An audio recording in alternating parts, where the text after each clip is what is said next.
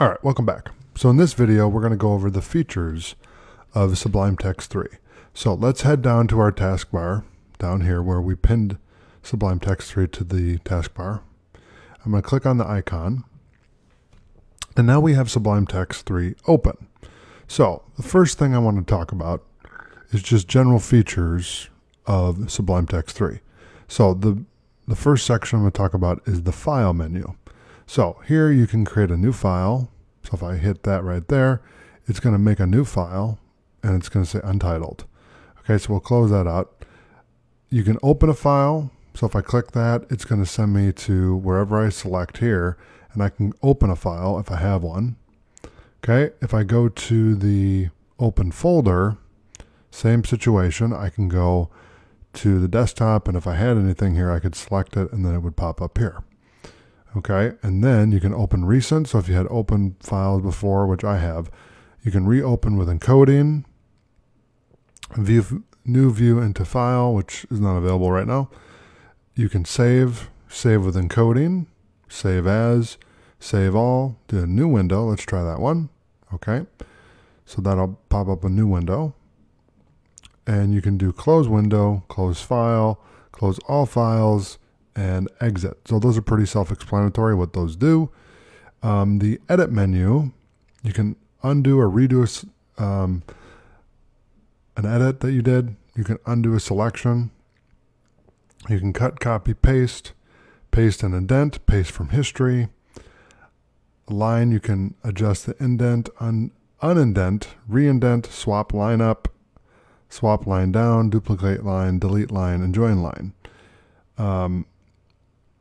So same with these, you can toggle comment, you can toggle block comment. Text, you can do a lot of interesting things in this part of the edit area. Selection, you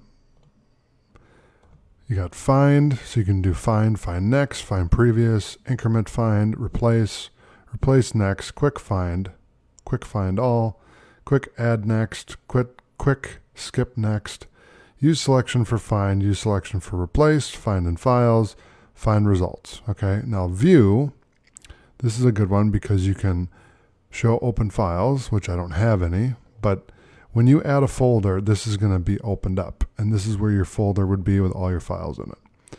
Okay, so what I'm going to do for right now is I'm going to hide the sidebar. You can hide the menu. You can enter full screen, so I'm going to do that once. Okay, now if you hit F11, then that's going to bring you back to the regular view. You can enter distraction free mode, which is Shift F11 to get into that and out of it. So I'll just hit that again, just so you can see it.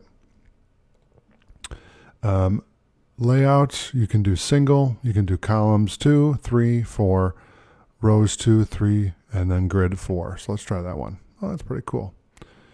Where was it at? Right here. Okay, so let's just do single for right now.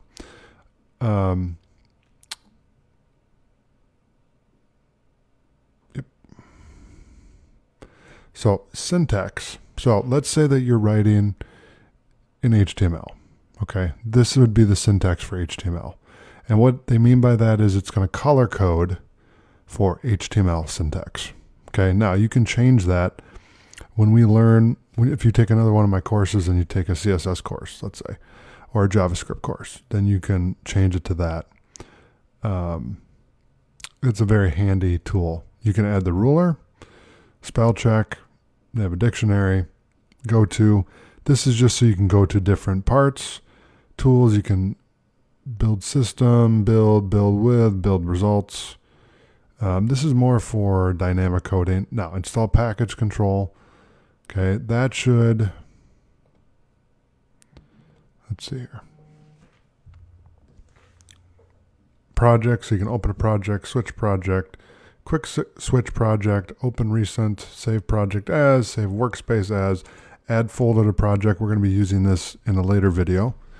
Preferences, browse packages, settings, syntax specific, distraction free, key bindings. You can change the color scheme. So let's look at that. So you got breakers, Let me go back and see here. Yeah, I'm going to keep it on this one right here. But you can change it to whatever color theme you want, or scheme, I should say. They got themes. I'm going to keep it as is. You can change the fonts, package settings, package control, and then help. And you can, so that's basically the menu. So I'm going to select the default one there. Now, there's a couple things I want to just show you real quick, and then we're going to head on to the next section. When you type out some text, I'm just going to write some text, okay? And I'm going to do the same thing down here and right here too. Now, the reason why I'm showing you this is I want to show you a quick shortcut. So if you watch the bottom part of my screen here, it's going to show you all the shortcuts that I do. So if I don't announce it, look for the words down here, okay? So I'm going to hit Control, and I'm going to click. It's already there. I'm going to click here, and I'm going to click here. And so what this tool does is this gives you the ability to select multiple lines of text. So if you had to edit the same tag 4 times, or the same CSS property 4 times, or you had to edit something 4 times, you can hold Control and click with your mouse to those 4 areas, or in this case 3 areas, and you can add, or I can delete. And you can edit a document all at once without having to just go line by line. You can basically edit 3 lines at once, or however many lines you pick.